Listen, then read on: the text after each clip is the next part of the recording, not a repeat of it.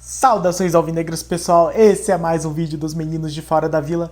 Eu sou Danilo Rattori, dando seguimento aqui ao nosso guia do Brasileirão 2022. Já falamos aí de metade da tabela, metade dos times, chegamos ao 10º colocado, que é o Santos, mas como disse o Carlos anteontem, na nossa terceira parte não falaremos do Santos, uma porque a gente já fala muito do Santos aqui nesse canal, o nosso canal é santista, e outra para nós podemos dar mais destaque ao Santos no decorrer do guia, enfim, né, quando for chegar mesmo o Campeonato Brasileiro.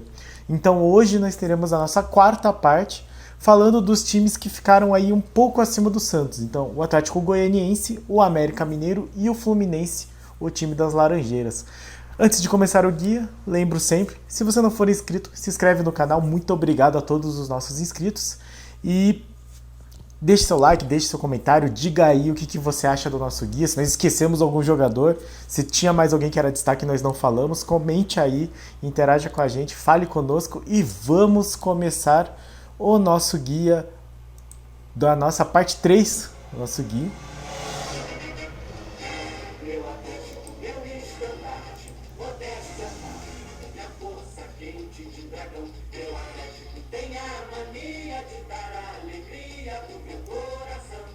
Começando com o Dragão, o Atlético Goianiense.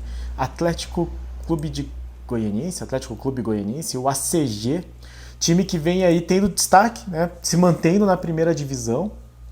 O próprio Goiás não tem conseguido fazer isso. O Goiás, que sempre foi um time que se manteve aí com boas campanhas, às vezes caía, às vezes voltava, mas enfim, o Atlético Goianiense está se mantendo na primeira divisão. E é um time que costuma dar trabalho para o Santos. Santos que enfrenta o Atlético Goianiense neste ano, na 16ª rodada joga em casa a primeira e na 35ª joga fora a segunda.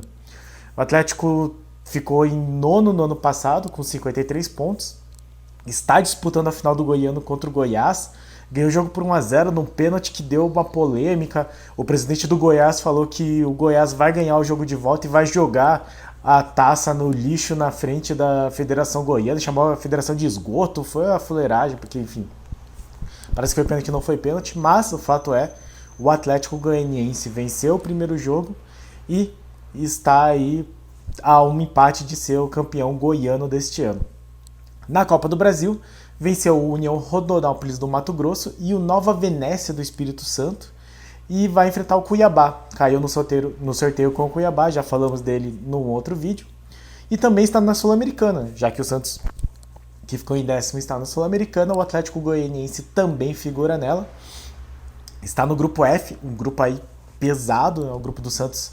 O Santos é o que tem mais nome, tranquilamente. Já o do Atlético Goianiense é complicadinho, tem a LDU, sempre complicado, tem altitude.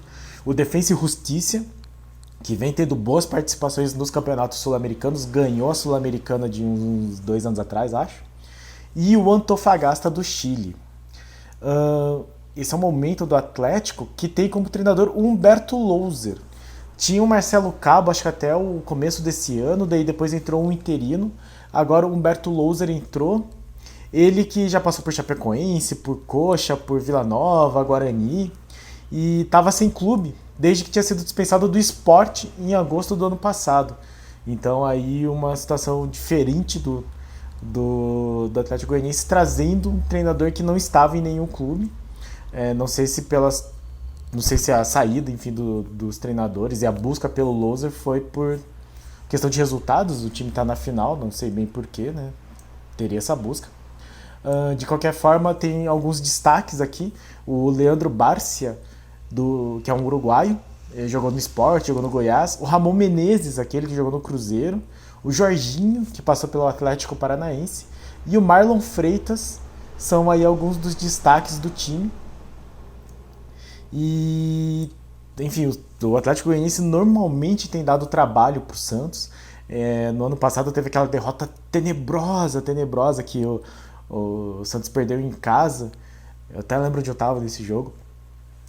Que foi uma saída errada de bola, bem aquela coisa bem Diniz, né? A bola acabou sobrando pro cara do Atlético, o João Paulo teve que sair e fez o pênalti, foi um rolê desses, enfim, pênalti, gol dos caras. E No segundo turno nós empatamos em 0x0, aquele jogo horrível na chuva, chovendo horrores, assim, o Santos naquela ameaça, né? Isso lá em Goiânia. Então esses foram os 2 jogos do ano passado. Atlético Goianiense que, como eu disse, dá trabalho e tem muito equilíbrio.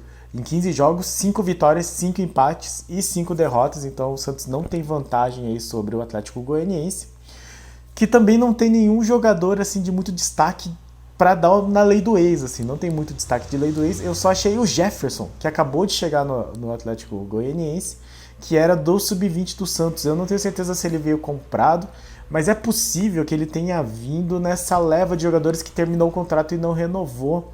Inclusive ele não teve muito destaque assim no Santos, ele não era o lateral esquerdo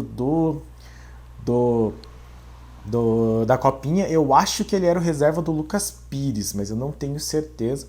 De qualquer forma, o lateral esquerdo do Atlético Goianiense é um ex-jogador do Santos. Então se preparem aí para enfrentar o Dragão neste ano. Seguimos então.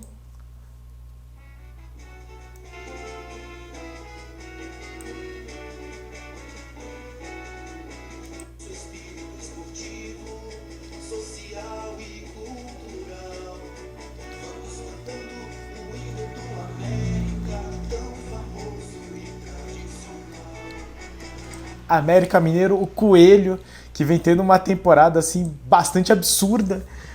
O Coelho que está aí vivo na Libertadores, contrariando todas as expectativas.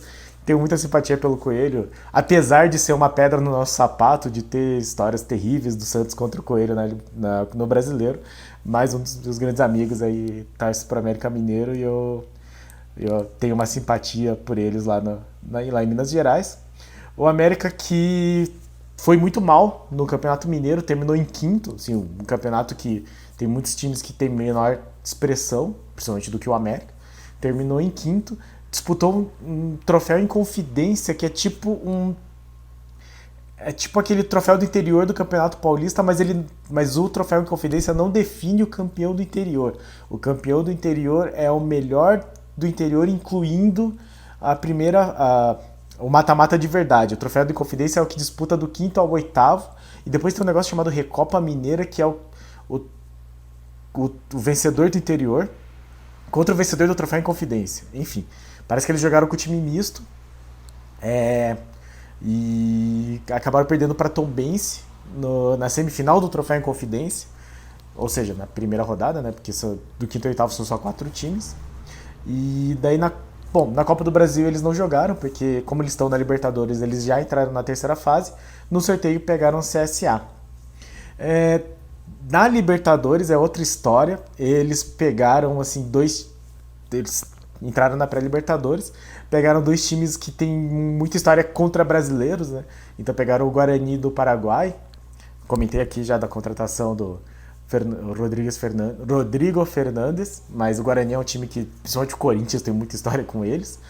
Perderam o primeiro jogo em casa por 2x1 ou 1x0, acho que foi 1x0, e aí precisavam reverter lá no Paraguai, no Defensores del Chaco, acho que foi. Saíram perdendo de 2x0, acho que com 20 minutos de jogo estava 2x0 para o Guarani. No segundo tempo viraram para 3x2 com um dos destaques que eu darei muito destaque aqui, marcou os 2 primeiros gols do América na Libertadores. Passaram nos pênaltis, enfrentaram o Barcelona, empataram o Barcelona de Guayaquil, que sempre dá trabalho pra gente. Eliminaram o Barcelona de Guayaquil, empataram 2 vezes nos pênaltis, e aí no sorteio eles caíram no grupo do Atlético Mineiro, muito conhecido, do Independiente del Valle, que já eliminou o Grêmio, que meteu 5 no Flamengo, e no Tolima, muito conhecido também dos nossos rivais da Marginal. Então o América Mineiro vem enfrentando times que são pedras no sapato de brasileiros e caíram no grupo do seu rival brasileiro, Mineiro, e 2 times que também costumam ser pedra no sapato de outros brasileiros. Então vai ser muito interessante ver o Coelhão aí nessa Libertadores. O treinador é o Marquinhos Santos, que era do Juventude no ano passado, e o Juventude estava indo mal, e aí ele saiu para entrar o Jair Ventura, que salvou o Juventude, mas como nós já falamos, também já foi mandado embora do Juventude. Ele assumiu o time no final do ano passado, em outubro de 2021, quando o Mancini saiu do América Mineiro. para assumir o Grêmio para ver se salvava o Grêmio. E não salvou também. Então o Mancini deixou de ir para a Libertadores e o Marquinhos Santos, que estava fundando o Juventude, veio e também colocou o América Mineiro, assumiu o time em 13º, levou para o 8º lugar e conquistou a vaga na pré-Libertadores. Ele começou no Coritiba, então começou aqui no Paraná, passou por Bahia, Londrina, Figueirense, Chapecoense, São Bento, aquele clássico treinador de um monte de time pequeno. E ele está sendo bastante contestado, principalmente pela questão da campanha do Mineiro. E aí a discussão parece que é lá em Minas dessa questão assim, a campanha da Libertadores é espetacular, mas a campanha do Mineiro foi muito abaixo da média. Então aí uma certa constatação. Entre os destaques que eu darei aqui, temos o goleiro Jailson, aquele que era reserva do Fernando Praz, depois reserva do Everton no Palmeiras, um goleiro que alguns chamam de muralha tranquila, ele é um cara realmente muito tranquilo, eu acho um excelente goleiro. E aí o outro destaque que eu ia dar era o Cavicchioli, que foi o goleiro titular no ano passado. Ele é do interior de São Paulo, então a gente enfrentou ele, acho que quando ele jogava no Ituano, não sei, não me lembro, no Oeste talvez, mas é um goleiro que eu acho muito bom e contra o Santos fecha o gol. Eles contrataram alguns jogadores, como o Cáceres, que é um lateral direito. Ele jogou no Cerro, jogou no Cerro Porteño, jogou no Vasco, jogou no Cruzeiro. O outro lateral direito, que é o Patrick, também Cruzeiro, Benfica, no Coxa, Atlético Mineiro. Trouxeram o Herman Conte do Benfica, mas passou por Sport, é um zagueiro. E eles têm um outro chamado Maidana. Para quem acompanha o Paraná Clube, o Maidana é um cara de muito boas lembranças, porque ele era o zagueiro da campanha do Paraná Clube de 2017, quando o Paraná subiu. No Paraná jogou demais, eu pude acompanhar essa campanha mais de perto, mas no Atlético Mineiro, depois ele foi para o Atlético Mineiro, não apareceu tão bem, daí foi para o Sport, jogou acho que em Portugal, voltou agora para o América Mineiro, eu acho um bom atacante. O Berril, aquele lateral que era do Flamengo, Berril, não sei se é lateral ou se é atacante, agora me deu uma dúvida, mas enfim, aquele que era do Flamengo. Eu trouxe o Henrique Almeida, porque se tivesse o Carlos aqui, ele possivelmente comentaria. O Henrique Almeida, eu lembro dele quando ele jogou no Coxa. Eu acho que ele marcou um gol de título de Série B. Carlão, comenta aí se eu tô certo ou não tô e comenta aí sobre o Henrique Almeida aí nos comentários. Passou por Botafogo, São Paulo e Grêmio. E o grande destaque desse time é também, nossa lei do ex, o Wellington Paulista. Ou o Wellington Paulista Herói, falarei dele um pouco mais na questão de lei do ex. Que, enfim, tem que falar, o cara é matador demais. No ano passado, 2 derrotas pro América, não foi fácil a vida do Santos com o América, perdemos fora, num jogo que a gente não jogou tão mal, mas o América teve 2 boas chances. E no segundo turno, aquele jogo, o último jogo do Giamota, que ele entra só pra fazer o pênalti, ser expulso, ferrar com a gente, enfim. O jogo que eu achei que ia cair, porque não ia ter jeito. Derrota muito triste na Vila Belmiro. Então o América, que também tem aquelas lembranças, né? Em 2016 o Santos podia ser líder, assumir a liderança no final do turno, perdeu do América que ia ser rebaixado por 1-0. Teve aquele jogo que o Santos atacou, meteu não sei quantas finalizações e perdeu de 1-0 do América. O América é um time muito complicado pro Santos, muito, muito, muito complicado. Mas mesmo assim nós temos um retrospecto favorável. Em 15 jogos na história, 7 vitórias, 3 empates e 5 derrotas. E como lei do ex, trouxe aqui 2 nomes, né? O Felipe Azevedo, que ele passou pelo Santos em 2009, naquela leva do time que ia lutar contra o rebaixamento. Assim. Então, acho que ele veio do interior de São Paulo, não me lembro direito. E claro, o nosso WP9, o Wellington Paulista Herói, que passou pelo Santos em 2006. E eu lembro muito bem dele também, porque nessa época eu não acompanhava tanto o Paraná, mas eu tinha amigos que eram paranistas. E eu tinha um amigo que era vizinho, na verdade, que trabalhava na arena. Então ele deixava tirar foto com os jogadores quando eles iam pro ônibus. E o Wellington Paulista ele passou pelo Paraná, não marcou nenhum gol. Eu acho que ele marcou um gol que deveria ter sido legal, mas não foi. E o primeiro gol dele no Santos demorou um tempão também. O primeiro gol dele no Santos foi contra o Paraná. E eu lembro que um amigo meu falou: se você encontrar com o Wellington Paulista, dá um chute na canela dele por mim. O meu amigo paranista falou isso, não deu chute, tirei uma foto com ele, peguei autógrafo e tal. Enfim, o Wellington Paulista herói da classificação contra o Guarani do América, marcou os 2 gols que empataram, depois o América marcou um nos acréscimos. Enfim, segue vivo na Libertadores e Nossa, juntou América Mineiro e o Wellington Paulista. Se preparem para ter trabalho com o Coelho ano que vem, vai ser difícil.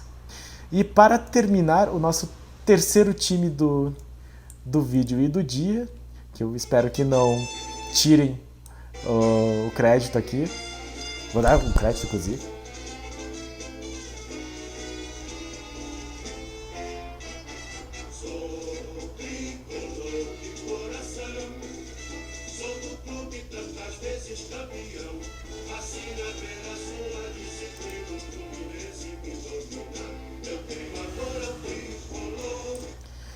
Indo aí de Lamartine Babo do Fluminense, o time das Laranjeiras, o tricolor das Laranjeiras. Acho muito bonito, por sinal, esse hino. Do Rio de Janeiro, para mim, é o hino mais bonito.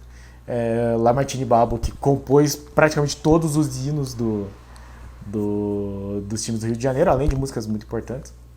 Então, Fluminense! Pá, pá, pá, pá, pá, pá, pá.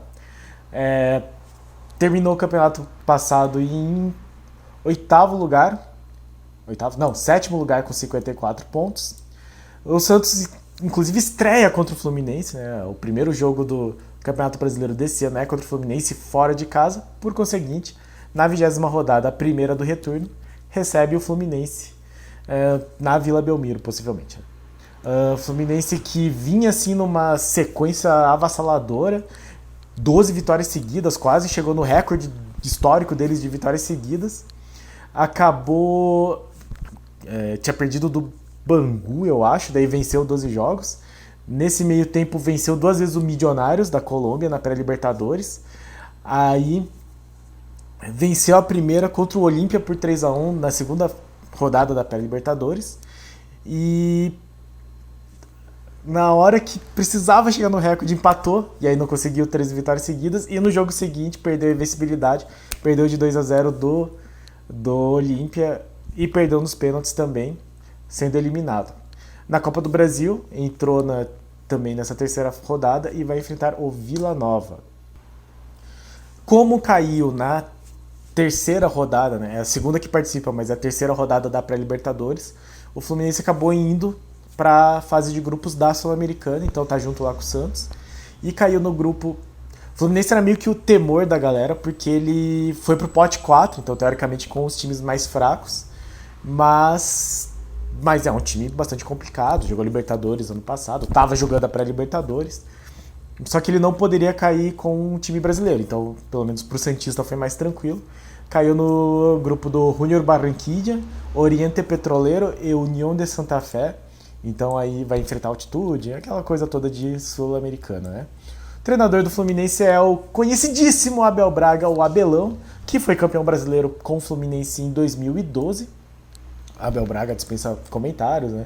Campeão mundial, campeão da Libertadores com o Internacional, passou pro Flamengo. Inclusive dizem que é santista, quase foi cogitado para treinar o Santos antes de treinar o Flamengo.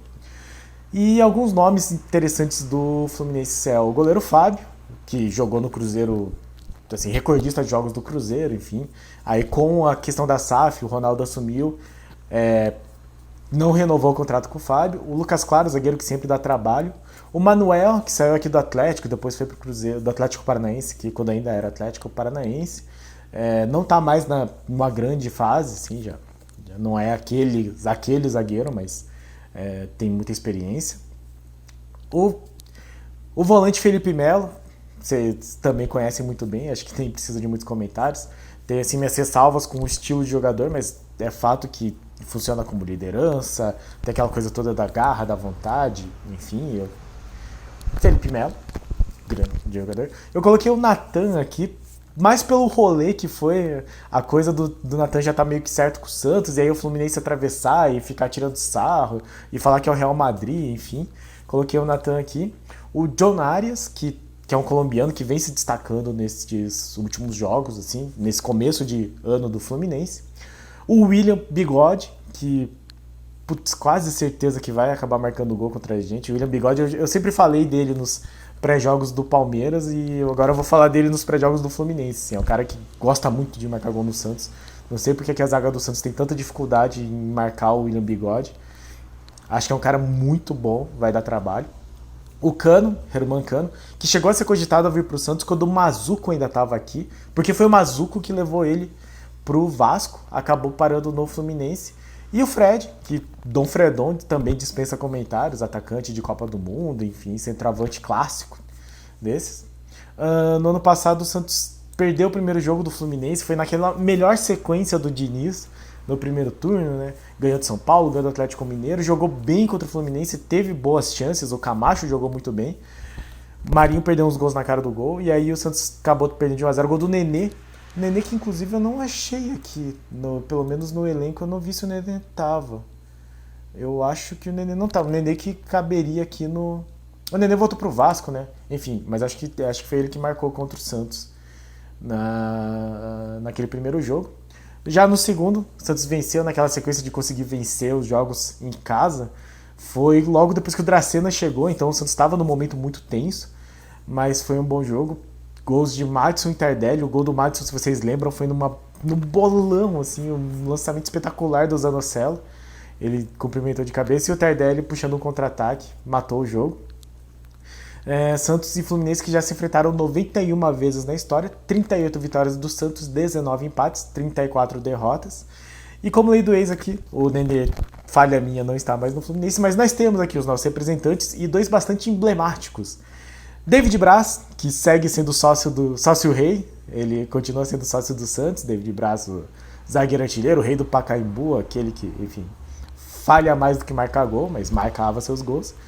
E Paulo Henrique Lima, o Ganso, que também dispensa comentários, a gente tem um vídeo muito assistido sobre ele também, foi cogitado para voltar para o Santos quando o Diniz era treinador.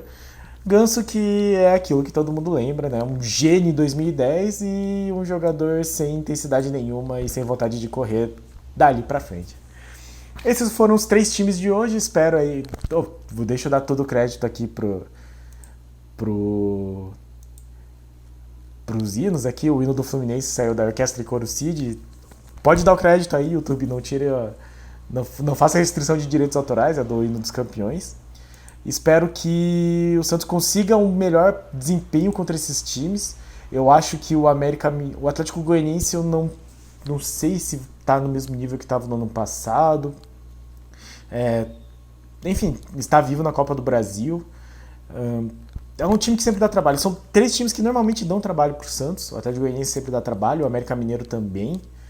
E, inclusive está fazendo uma boa Libertadores. O Fluminense meteu 3-1 no Flamengo, 2-0 no Flamengo, então não tem nem o que falar.